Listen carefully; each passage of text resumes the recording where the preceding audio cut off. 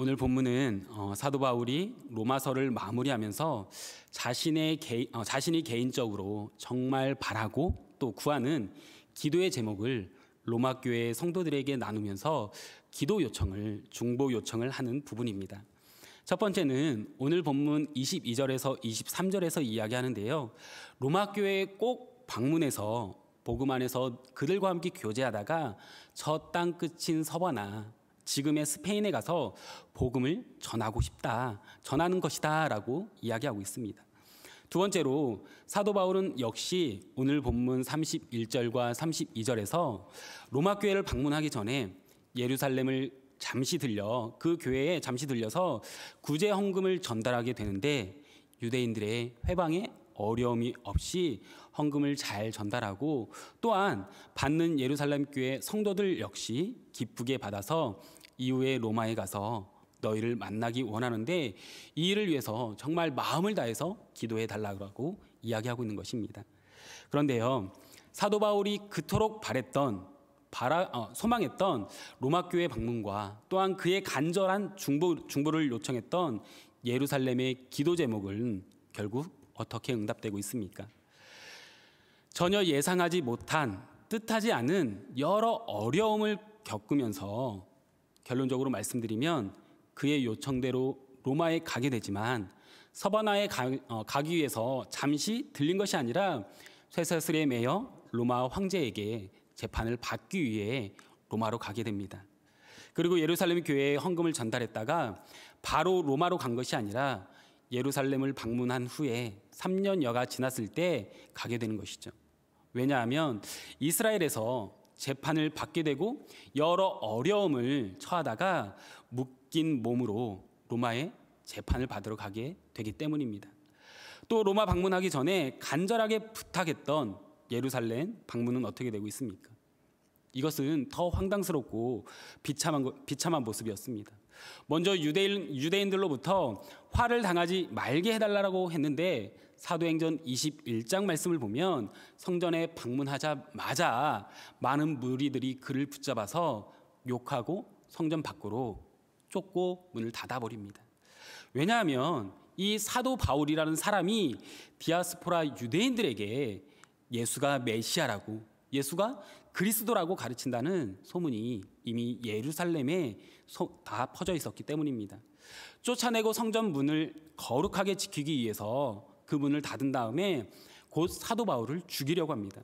그런데 소란을 염려한 로마 군대가 사도 바울을 쇠사슬로 묶어서 다시 부대 내로 안전하게 데리고 들어가시죠. 그러나 곧 성경은 비밀 결사대가 만들어졌다라고 이야기하고 있습니다. 약 40명의 유대인들이 내가 사도 바울을 죽이기 전에는 먹지도 않고 마시지도 않겠다라고 맹세까지 하는 것을 봅니다. 이게 어떻게 기도의 응답이겠습니까? 러시아의 국민 시인인 푸시킨이 쓴 시 중에 이런 시구가 있습니다. 삶이 그대를 속일지라도 슬퍼하거나 노여워하지 말라.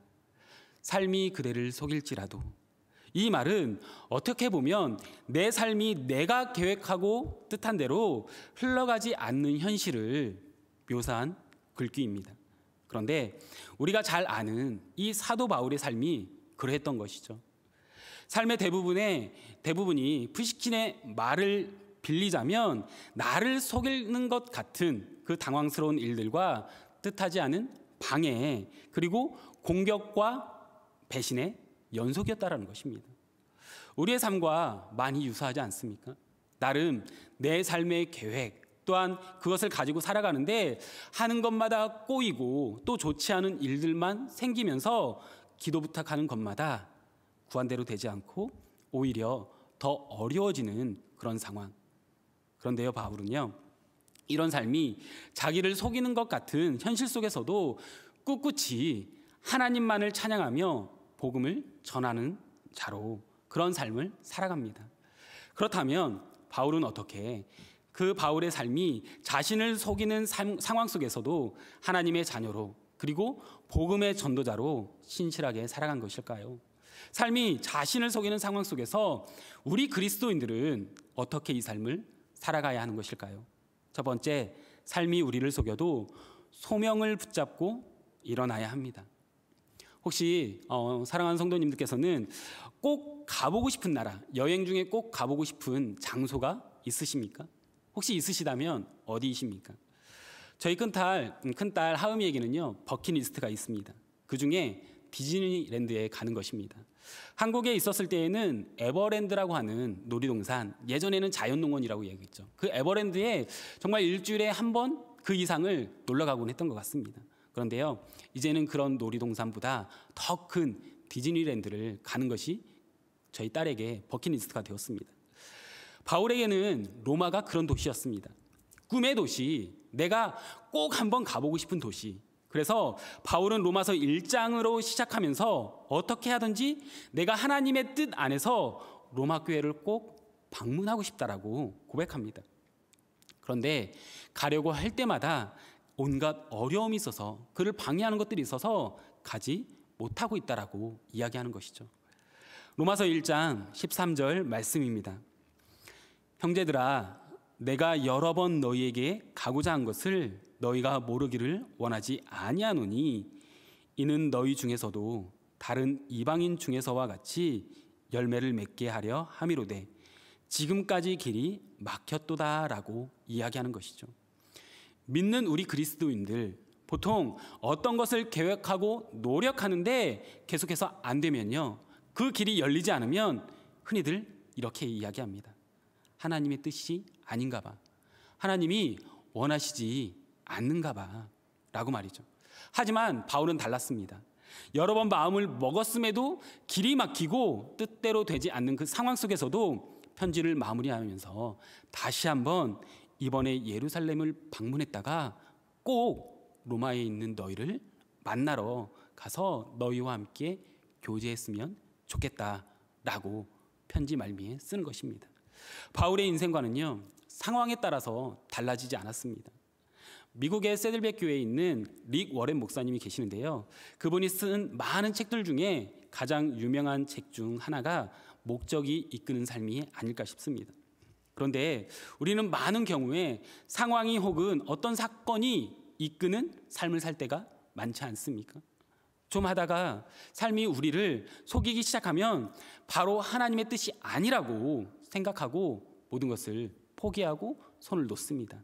그런데요, 사도 바울은 소명이 이끌리는 삶을 살았습니다. 그래서 포기를 하지 않았던 것이죠. 왜냐하면 나에게, 사도 바울에게 주어진 소명이 있었기 때문입니다. 아까 읽은 로마서 1장 13절에서 사도 바울은 그렇게나 길이 막히는데도 불구하고 내가 왜 너희에게 가고자 하는지 하반절에 기록하고 있습니다. 이는 너희 중에서도 다른 이방인 중에서와 같이 열매를 맺게 하려 함이로되 라고 이야기하고 있는 것이죠. 무슨 열매입니까? 바로 복음의 열매를 맺기 위해서 나를 가로막고 있는 나의 길이 막혀도 로마에 가는 것을 포기하지 않고 꼭 가야 된다라는 말입니다. 복음을 전하는 소명을 이야기하는 것이죠. 그래서 바울은요, 자신의 삶이 자신을 속이는 어려운 일이 생겨도 소명을 붙잡고 포기하지 않는 것입니다. 막히면 열릴 때까지 기다리다가 또 생각했던 것과 달리 묶여서라도 가겠다라고 이야기하는 것입니다. 그래서 소명의식이 명확한 자와 그렇지 않은 자의 삶의 양식이 달라집니다. 어쩌면 세상의 사람들은 이 소명을 꿈이라고 이야기할지도 모릅니다. 꿈이 있기에 이 꿈을 향해 나아가는 굴복하는 상황이 돼도 포기하지 않겠다라는 것이죠. 그런데 사도 바울에게는 소명이 있었습니다. 그는 나는 이방인들에게 예수의 십자가의 복음을 전하겠다. 로마 제국의 수도인 로마에 가서 이 복음을 전하기 원한다. 왜요? 내가 이 복음을 부끄러워하지 않기 때문에, 이 복음은 모든 믿는 자에게 구원을 주시는 하나님의 능력임을 믿기 때문이라는 것이죠. 결국 사도 바울은 어떻게 로마에서 감옥 생활을 감당합니까? 아까도 말씀드렸듯이 결국 3년여 만에 로마에 묶인 몸으로 로마의 재판을 받으러 갑니다. 우리 같으면 삶이 날 속였다고 사도고 뭐고 당장 때려치우겠다라고 할지 모르겠습니다. 그런데 재판을 받는 도중에 그가 가택연금을 받게 되는데요. 우리는 사도행전 마지막에 가택연금을 당하면서도 그가 어떤 삶을 살았는지 엿볼 수 있습니다. 사도행전 28장 31절 말씀입니다. 하나님의 나라를 전파하며 주 예수 그리스도에 관한 모든 것을 담대하게 거침없이 가르치더라. 아멘. 31절 말씀 바로 앞에 보면 30절 말씀에 그가 가택에 연금된 상태에서 사람들이 찾아오면 영접하면서 끝이 납니다.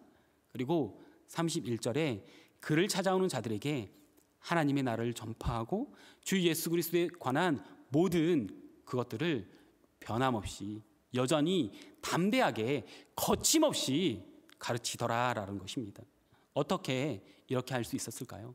묶인 몸임에도 불구하고 감금된 상태임에도 불구하고 연금된 상태임에도 불구하고 어떻게 그럴 수 있었을까요? 그것은 그에게 소명이 분명히 있었기 때문입니다. 저도 목회자로서 소명이 있습니다. 제가 신학교에 지원하기 전에 하나님이 저에게 소명을 주셨습니다. 바라기는 저의 앞으로의 목회 여정 가운데 어려움이 없기를 솔직히 바라지만 아마 그렇지 않을 것입니다. 사람들에게 예수의 십자가의 복음을 증거하는 일, 세상과는 다르게 말씀대로 살아야 된다라고 전하고 살아가는 일이 어떻게 쉽겠습니까? 어떻게 그것이 만만하겠습니까?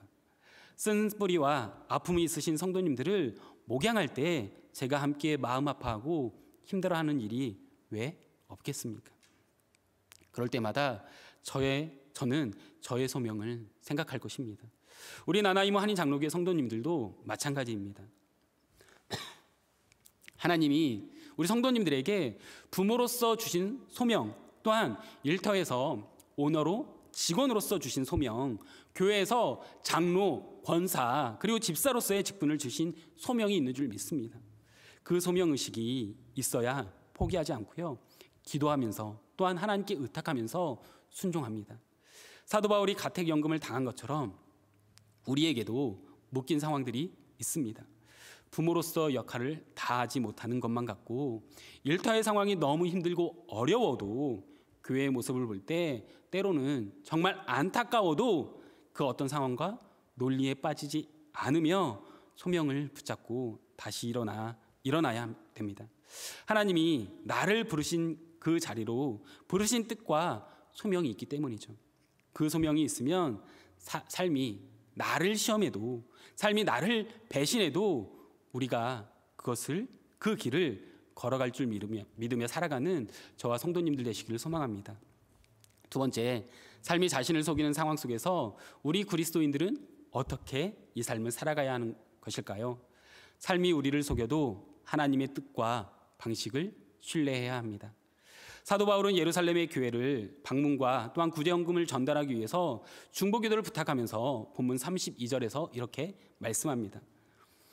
나로 하나님의 뜻을 따라 기쁨으로 너희에게 나아가 너희와 함께 편히 쉬게 하라.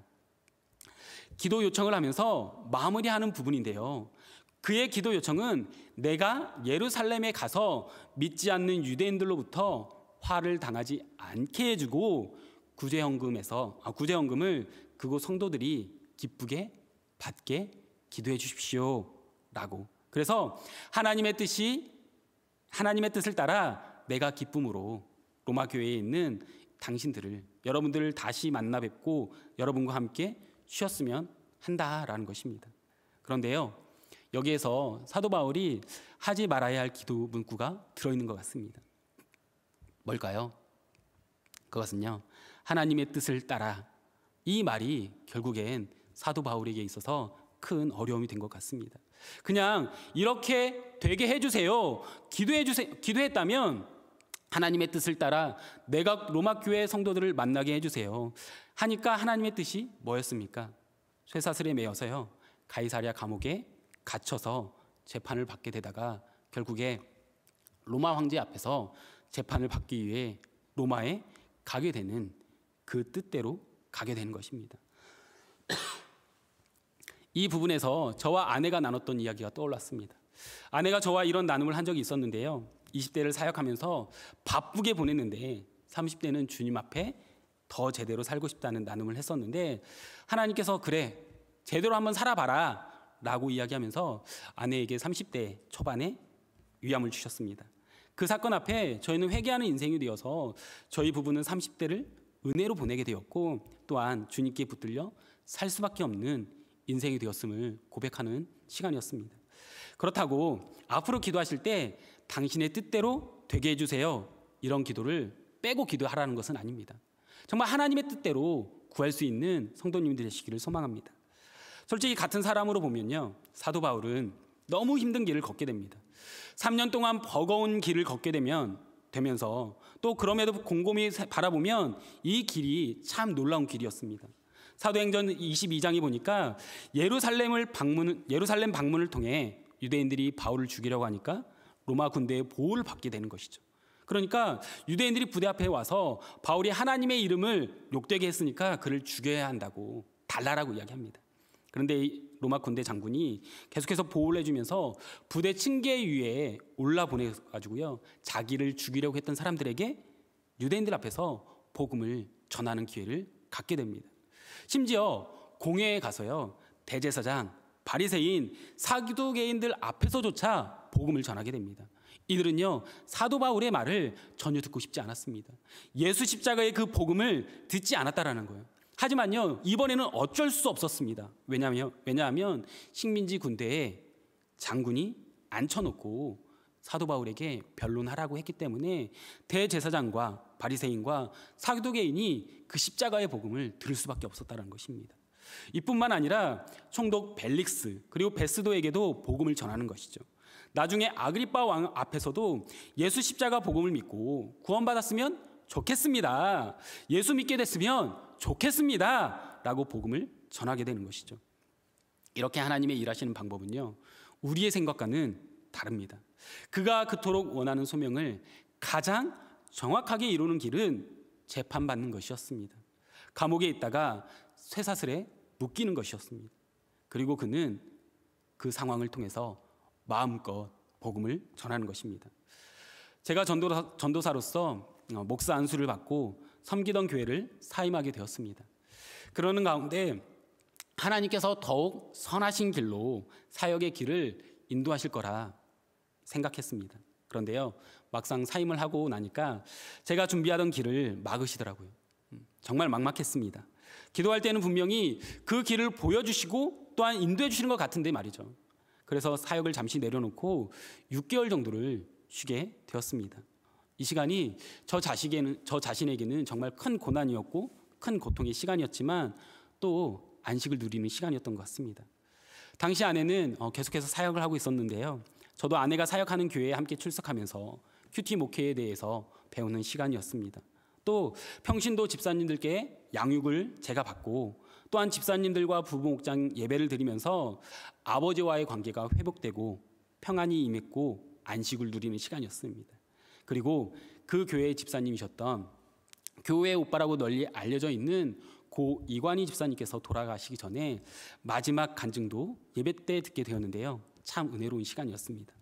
이 시간이 지나 지금 생각해보면 쉼없이 달려왔던 지난 9년여의 전도사의 사역을 시간을 뒤로하고 저에게 꼭 필요한 시간이었지 않나 생각합니다. 이렇게 일하시는 하나님이 그 당시에는 정말 원망스럽고 하나님께 불평도 많이 했지만 돌아보니까 그 시간이 얼마나 감사한지 모릅니다. 우리의 생각과 뜻은 이래야 된다는 것입니다. 하지만 하나님은 아니라는 거예요. 너한테 이게 제일 좋은 길이라고 그래서 내가 정말 내가 원했던 그 소명인 그 복음을 전하는 그 일이 이 상황과 이 뜻과 방식에서 가장 효과적으로 잘할 수 있다라는 것입니다. 그래서 사도 바울에게 그 길을 그 족쇄에 매이는 길을 허락하셨다는 것입니다. 사랑하는 성도님들, 우리의 관점에서는요, 나를 흔들고 있는 사람, 남편, 아내, 자녀를 보지 마시고요, 내 계획과 뜻대로 움직여지지 않는 인생을 보고 불평불만만 하지 마시고 삶이 나를 속이는 듯한 이 모든 현실에서 놀랍게 협력하면서 또한 선을 이루시는 하나님의 뜻, 하나님의 방식을 믿고 나아가는 저와 성도님 되기를 소망합니다. 가정이 힘들었던 시간, 또한 일터에서 힘들었던 시간, 신앙생활을 하면서 힘들었던 시간도 마찬가지입니다. 인간의 눈으로 볼 때는요, 빙빙 돌아가는 길이고 참 답답한 길이고 참 안타까운 상황이었지만 우리가 믿고 따르는 하나님의 주권과 섭리는요, 하나님을 사랑하는 자, 곧 그 뜻대로 부르심을 입은 자들에게 결국 모든 것을 합력하여 선을 이루시는 줄 믿습니다. 제발 나의 뜻과 방식이 아닌 하나님의 뜻과 방식을 믿고 따라가는 저와 성도님들의 인생이 되시기를 소망하며 주님의 이름으로 축복합니다. 마지막으로 삶이 자신을 속이는 상황 속에서 우리 그리스도인들은 어떻게 이 삶을 살아가야 하는 것일까요? 삶이 우리를 속여도 복음과 함께 이겨내야 합니다. 이렇게 삶이 자기를 속이는 것 같은 뜻하지 않은 어려움과 또한 고난을 겪은 바울이 도대체 그의 인생의 마지막에 이러했던 자신의 삶을 어떻게 평가했을 것 같습니까? 그것이 궁금하지 않습니까? 저는 말씀을 준비하면서 의도적으로 사도 바울이 썼던 서신서 중에 가장 마지막에 쓰여진, 그래서 그가 로마 감옥에 갇혀 있었을 때 기록했을 것이라고 추정하는 디모데후서를 한번 보았습니다. 디모데후서에는요, 고난이라는 단어가 총 6번 등장합니다. 고난이 디모데후서의 중요한 주제, 단어로서 분량을 생각하면 그가 그 인생을 어떻게 바라보고 있는지를 단편적으로 우리에게 보여주고 있습니다. 디모데후서를 받는 사람은요, 그의 사랑하는 영적인 아들 디모데였습니다. 그러니까 디모데에게 너는 이런 리더가 되라, 이런 목회자가 되라, 이런 영적 리더가 되라 라고 부탁을 하면서 이 편지를 보냈는데, 그는 이 편지에서 계속 이렇게 고백합니다. 고난을 부끄러워하지 말아라. 고난을 받아라. 고난을 받아라. 마치 우리 삶이 우리를 속여도 그 힘든 삶에 굴하지 말고 그냥 꿋꿋하게 그 길을 걸어가라 라고 말합니다. 그런데 결정적으로 그는 디모데후서를 시작하면서 1장 8절에서 로마의 감옥에, 로마의 가택 연금된 자로서 그가 겪고 있는 삶에 대한 진솔한 해석을 이야기합니다. 디모데후서 1장 8절 말씀입니다. 그러므로 너는 내가 우리 주를 증언함과 또는 주를 위하여 갇힌 자 된 나를 부끄러워하지 말고 오직 하나님의 능력을 따라 복음과 함께 고난을 받으라. 아멘. 그는 디모데후서에서 고난받는 목회자, 그 고난받는 신앙인을 이야기하면서 복음을 이야기하고 있습니다. 복음을 붙잡으라고 이야기하는 것입니다. 내가 당한 그 고난을, 삶이 나를 속이는 것 같은 현실을 십자가 복음과 함께 감당하라라고 이야기하는 것이죠. 그러면 감당할 수 있고 또한 이겨낼 수 있다라고 말씀합니다. 사실 사도 바울의 서신서에는 십자가의 복음과 함께 주 예수와 함께 삶의 힘든 현실을 헤쳐나가라라는 고백들이 여러 군데 있습니다. 예를 들어 빌립보서 3장에 보면 예수 그리스도의 십자가 복음을 붙잡고 그리스도의 부활의 권능과 고난에 참여하라고 이야기합니다. 사랑하는 성도님들, 복음과 함께 고난을 받아라 라는 뜻이 무엇일까요? 십자가에서 나를 위해 죽으시고 부활하신 주 예수가 삶이 너를 속이는 그 현장에도 함께하고 계신다. 그 십자가 복음을 붙잡고 고난당하신 예수님을 생각하며 그 길을 걸어가고 그러다가 이 예수가 너의 고난 가운데 부활의 영으로 너를 일으키실 것이다. 그 십자가 복음을 붙잡고 이 길을 걸어가야 돼. 고난을 부끄러워하지 마. 복음과 함께 고난을 받으라고 그는 자신의 인생을 평가하면서 디모데에게 권면하고 있는 것입니다. 이 예수가 너의 고난에 함께 하고 있다라고, 이 예수가 이 삶이 나를 속이는 현실 속에서 너를 일으키고 있다라고, 또한 세울 것이다라고, 부활의 영으로 임할 것이다라고, 힘들어도 삶이 너를 속여도 십자가 복음을 붙잡고 이겨내라고 말씀하고 있는 것입니다. 제가 함께 사역했던 후배 전도사님이 있습니다. 이 전도사님은요 2014년에 둘째를 임신했습니다. 그런데 임신 18주 만에 조상기가 있어서 사모님이 병원에 입원했는데 입원하면 조금 나아져서 나오지만 또다시 안 좋아져서 입원과 퇴원을 반복하다가 결국 임신 중독으로 판명되어서 고위험 산모실에 있다가 29주 만에 칠삭둥이로 1.3kg의 아들을 출산했습니다. 그런데 아이는 출생하자마자 신생아 중환자실에 입원합니다. 그리고 나중에 아이를 낳고 검사를 제대로 해보니까 사모님이 만성 자가 면역 질환인 루푸스병에 걸리게 된 것입니다. 아시는 분들은 잘 아시겠지만요, 루푸스병은 평생 가는 병이라고 합니다. 절대 고칠 수 없는 병이라고 현재는 이야기합니다. 그것은 건강한 세포가 나쁜 세포를 죽여야 하는데요, 건강한 세포까지도 공격하는 병이라고 이야기해요. 그리고 태어난 아이는 3일 만에 폐출혈에 호흡 증후군에 망막증에 뇌출혈이 계속 발생돼서 수차례 수술 또한 치료를 8개월 동안 병원에서 받다가 퇴원을 하게 되었습니다. 이 일을 의사는 살아난 것이 기적이라고 이야기했다라고 하더라고요. 저는 솔직히 교회에서 이 전도사님을 볼 때마다 굉장히 부끄러웠습니다. 내가 저런 상황이라면, 내가 이 가장이라면 이 모든 현실을 내가 어떻게 감당하며 또한 아내와 자녀를 돌볼 수 있을까? 하나님을 향해서는 어떠한 억한 마음이 들까? 어떻게 이 삶의 무거운 현실을 버틸 수 있을까? 아내가 암에 걸렸을 때 저의 행동들이 돌아보게 되더라고요. 한 번은 교회에서 전도사님을 만나서요, 차를 마시면서 요즘 사모님과 아이의 근황에 대해서 어떤지 물어봤습니다. 아이가 일주일에 3번 재활 치료를 받고 있는데 그 당시 태어난 지 13개월이 된 자녀가 요즘 배밀이를 시작했다고 좋아하더라고요. 자녀를 키워보신 분들은 다들 아시겠지만 13개월 만에 배밀이를 시작한 것은 사실은 빠른 게 아닙니다. 안타까운 그런 마음 가운데 재활 의사분께서는 아이의 차도에 대해 별 말씀이 없냐라고 제가 물어보았습니다. 그때 다시 전도사님이 저에게 이렇게 대답을 합니다. 의사 선생님도 그러셨지만 형님, 지금 무엇을 하고 있다는 것 자체가 감사하죠. 그 말이 제 마음 가운데 감동으로 다가왔습니다. 무엇을 하고 있다는 것 자체, 지금 무언가를 할 수 있는 방법이 남아있는 것 자체가 감사하다라는 것입니다. 그리고 전사님은 기도 제목을 요청한 저에게 이렇게 이야기했습니다.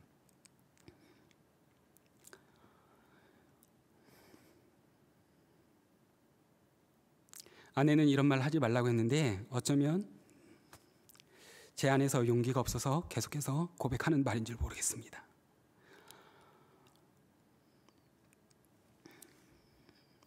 하나님께서 이 아이가 자라갈수록 장애를 허락하지 않으셨으면 너무 감사하겠는데 혹여라도 장애를 허락하신다면 더욱 감사할 수 있는 믿음을 허락해달라고, 또한 이 자녀를 잘 양육할 수 있는 지혜와 힘을 달라고 요즘 기도하고 있습니다. 형님, 저를 위해 이렇게 기도해 주십시오. 사랑하는 성도님들, 솔직히 제가 성도님들의 상황과 형편을 모두 알지는 못하지만 뜻하지 않은 아픔, 어려움을 겪고 있을 것이라고 생각합니다. 특히 교회 안에 많은 어려움들이 있었을 것이라고 생각합니다. 더군다나 지금 코로나19의 팬데믹을 겪고 있는 상황 가운데 지금 상황에 있을 수 있다라는, 더욱더 어려워지고 있다라는 생각이 듭니다. 그런 생각이 들면서 내가 더 기도해야겠구나, 내가 더 성도님들을 위해서 기도의 제단을 쌓아야겠구나 라는 생각이 들었습니다. 사랑하는 우리 성도님들, 삶이 우리를 속일지라도 하나님이 나에게 주신 그 소명을 붙잡고 일어나시길 소망합니다. 이 가정의 부모가 되게 하시고, 또한 이 시점에 나로 하여금 이 나나이모라고 하는 곳, 또한 우리 나나이모 한인장로교에서 신앙생활하게 하신 그 하나님의 소명을 다시 한번 우리 마음판에 새기길 바랍니다. 그리고 하나님의 뜻과 방식을 내 계획보다 온전히 신뢰하시는, 그리고 십자가 복음과 함께 이겨내는 저와 성도님들 인생이 되시기를 소망하며 주님의 이름으로 축복합니다. 기도하겠습니다. 이 시간 우리 말씀을 생각하며 함께 기도하길 원합니다. 오늘 본문 말씀을 통해서 사도 바울의 기도와 생각했던 일들이 쉽게 이루어지지 않습니다. 특별히 어려운 상황 가운데 하나님께서 사도 바울을 통해 일하시는 그 모습이 가장 좋은 방법임을 보게 됩니다. 조금 더 멋진 모습으로 로마에 갈 수 있었지만 그것이 하나님의 뜻이 아니라 묶인 몸으로 가택에 연금되는 상황이 하나님의 가장 최선의 방법이었고 가장 좋은 방법임을 우리는 보게 되는 것이죠. 우리가 살아가면서 무엇을 계획하고 우리 성도님들은 준비하고 있습니까? 혹시 그것들이 제대로 이루어지지 않고 그로 인해서 힘들고 지쳐하며 마음 아파하고 있지 않습니까? 때로는 삶이 우리를 속이는 것 같은 많은 일들이 찾아올 수 있습니다. 그럴 때 하나님이 나에게 주셨던 소명,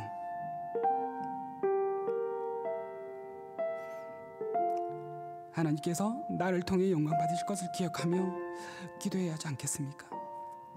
이 시간 우리 마음을 다해 기도하길 소망합니다. 하나님, 삶이 나를 속일지라도 거기에 무너지지 않겠습니다. 오직 주님 주신 소명으로 주님의 뜻을 신뢰하며 복음 들고 나아가 세상과 맞서 싸우며 이겨내겠습니다. 오직 복음으로 승리하며 살아가는 인생이 될 수 있도록 다 함께 기도하며 나아가겠습니다. 기도하겠습니다.